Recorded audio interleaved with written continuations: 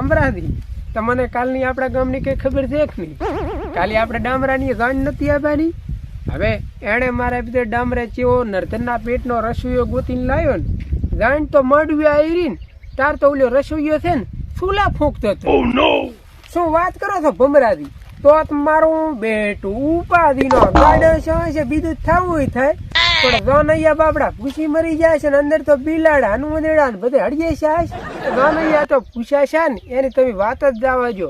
ઓલી પાસે બળાલ ને કાસી રોટલી હતી ને આપણે ઓલો બળદ નથી ગુવાતરી ખાતો હતો એમ પાસે તો રોટલી ગનૈયા ઉલાડતા હતા અને દાળ તો એવી બનાવી હતી ને મને માતાની સોગન કેવી શીખે એને દાળમાં મેઠું લાશ્યું તું કે શીખે મેઠામાં દાળ લાશી હતી. બે ગનૈયા તો અહીંયા મંડપમાં દાડા થઈ ગયા.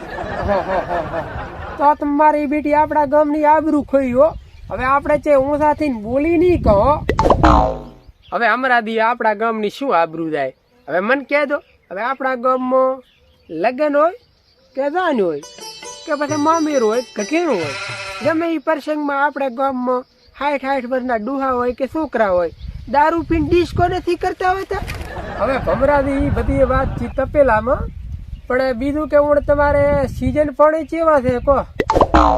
હવે સીઝન પાણીમાં તો જેને છે ને એને તો મારા બેટાને હું તો કોઈ રૂપિયા મેળવા નવી તિજોરી લાવવી પડશે અને જેને મારા દેવન કઈ નથી ને એને તો કઈ નથી. જેમ કે મારે તો તમે કીધું ને કે સીઝન પાણી કેવા છે એમ ખાલી માટલાના પાણી છે બાકી કોઈ છે નહીં. 20 બોરા જીરું થાય એમ હતું પણ મારું બેટું બધું બળીને સાફ થઈ ગયું.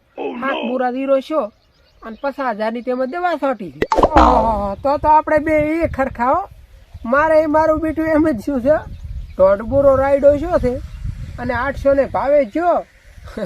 બીજું તો ઠીક છે પણ સંપલ લેવાય નથી બેચ્યા. અને હવે બીજું કે તમે ખર્ચો વિરામ એટલો કર્યો 50,000 ની દવા છોટી ને તો એ 50,000 તો તમારે નુકસાન રોકડું છું ના એગ્રો વાળા નાલવાત પડ્યા હશે. હવે એમાં દવાનો તો ખર્ચો 50,000 ખરો પણ એમાં એવું હતું કે આપણે દવા છે ને બધીએ ઉધારમાં છોટી હતી અને બાકી શેરડીમાં ઉધાર હતો એટલે એમાં તો કોઈ આપણે નુકસાન નથી લાવું. તો બચારો એગરા વાળો તો રખડી ગયો ગમે એમ માગતો મરે. મર્યો તમારે એગરા વાળો. હવે એગ્રો વાળો એક થોડો ને રખડી ગયો છું ભેળો ભેળો મોઈ નથી રખડી ગયો. મારે ઊણ છે ને ઘરી છોકરાના વિવાહ છે એટલે હવે ઢોલ વગડાવાના છે 2 એટલે જમીન વેચીને વિવાહ તો કરવા પડશે બાકી હવે આબરૂ થોડી ને દાવા જીવાય. હે ભમરાજી તો છે ને આ તમે જમીન વેચી અને ઢોલ વગડાવો છો તો પછી છોકરાની ચીડી ઢોલચી વાગશે પડી એટલે એ કરતા એમ કરો વિવાહ કરો રદ અને જમીન ના વેચાય. હવે તમે શું કેવી વાત કરો છો? હવે કોક તો શીરામાં ગોળ લાખે એના બદલે તમે તો મેઠું લાખો છો ને. હવે કે વિવાહ બંધ કરો આપણે. અલ્યા વિવાહ બંધ ના કરે. હવે તમે એમ નથી કહેતા કે લ્યો 25-50 રૂપિયાનો ટેકો કરું એટલે કે 50,000 નો ટેકો. મારે ટેકો તો અહીંયા વાતરી પણ આમાં કોકનું પડી ભગાવે છે. હવે એમાં એવું છે કે અમે ધીરુપા આવતા હતા ને તારે મારે વેવાઈ અહીંયા આવ્યા હતા એટલે વેવાઈ કે ધીરામાં તમારે હું નુકસાન રહેશે. મેં શું કીધું અલ્યા નુકસાન ના રહે અમારી ખેતી એવી છે ધીરું થશે કીધું હો બોરી અને ધીરું એવું પાકશે ને એટલે કીધું ઊણ છે ને અમે જોઈને કીધું જેમ તેમ લઈને નહીં આવો 20 ગાડીઓ હશે ડીજે હશે અને 500 તો મારે કીધું જોન અહીંયા હશે એટલે કીધું જોઈને આવશે આમ બડી ધૂમથી. એટલે વેવાઈએ મેણું માર્યું તો કે ઓહો ધીરું તમારે પાકે કે ના પાકે પણ જોન તો કે ભારી આવશે એ તો કે નક્કી છે ને. મેં કીધું હુએ પણ મેં કીધું મારે કે જીરા ઉપર કોઈ નથી બધું મારે કીધું બીજા 18 ધંધા છે ધીરું બળી જાય ને તો એ મારો કોઈ ફેર ના પડે એટલે હવે છે ને મારું બીટી મારે તો આબરૂ જાય એમ છે એટલે જમી વેચવી પડશે થોડા ઘણી પણ હવે એ વટ તો રાખવો પડશે ને. એટલે મેં તો કાલે વેવાઈને ફોન કર્યો છે કીધું 17 ગાડીઓ 2 ડીજે 5 ખટારા આટલું બધું જાનમાં લઈને આવશે ને તમે કીધું ભાત ને બીજું થોડુંક વધારે કીધું કરી દો આપણું એટલે કીધું ખૂટે નહીં. રોટલી તો બધે ખૂટે છે એટલે એ ખૂટવાની હતી તો મને પહેલથી નક્કી થઈ ગયું.